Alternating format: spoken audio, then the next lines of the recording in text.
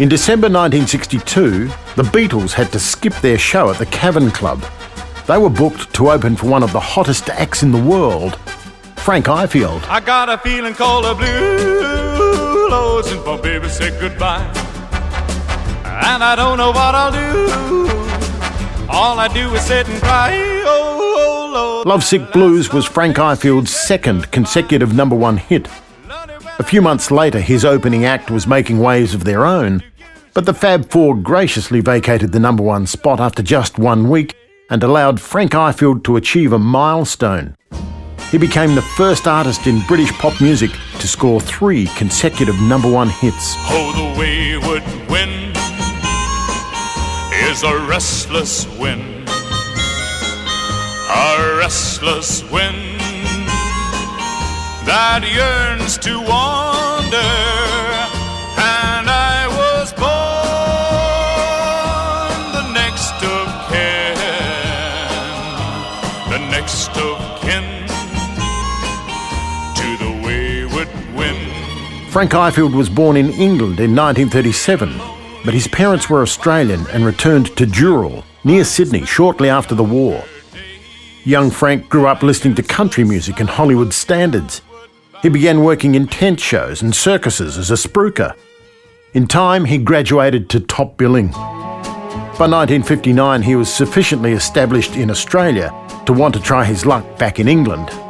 His string of consecutive #1s was broken, with Nobody's Darling But Mine, but he bounced straight back in 1963 with another chart topper. I'm confessing that I love you. Tell me, do you love me too? I'm confessing that I need you, honest I do. Need you every moment. The secret to Frank Ifield's success was that there was no secret. He sang good songs relatively straight and simply relied on his exceptional voice and Norrie Paramore's arrangements to carry the day. Between 1960 and 1966, he placed 15 singles on the British charts.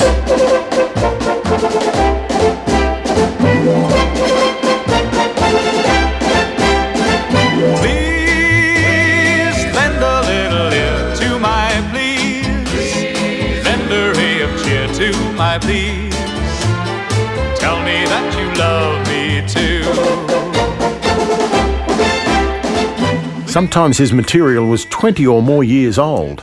He resisted being new for its own sake in favour of what he believed was a superior song, even if it was written in 1932. Say it isn't so. Ah, say it isn't so. Everyone is saying you don't love me, you don't love me. Say it isn't so.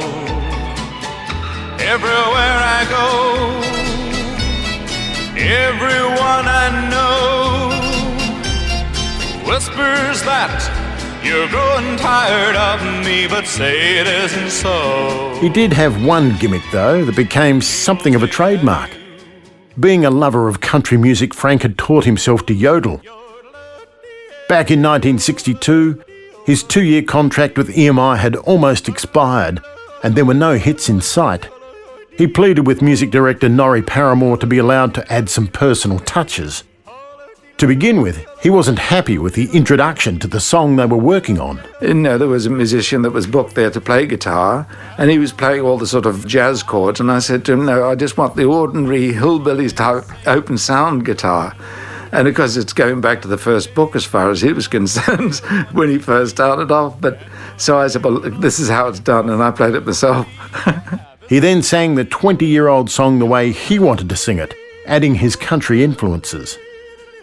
It became the first million-selling single in British pop music. My manager, for a start, he didn't want me to yodel because he thought that would brand me, and I'd become typecast with that.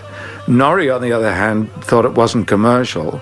And even when I sang "I Remember You" to him in the manner in which it was recorded, he was absolutely flabbergasted. He didn't really like it to start with because he remembered the song as being a jazz classic and didn't like too much what I did with it. He went back and that night he rang me and said, I'm quietly confident now, having heard what you've done with it. He said it has the jingle of money attached to it. And how right he was. I remember you.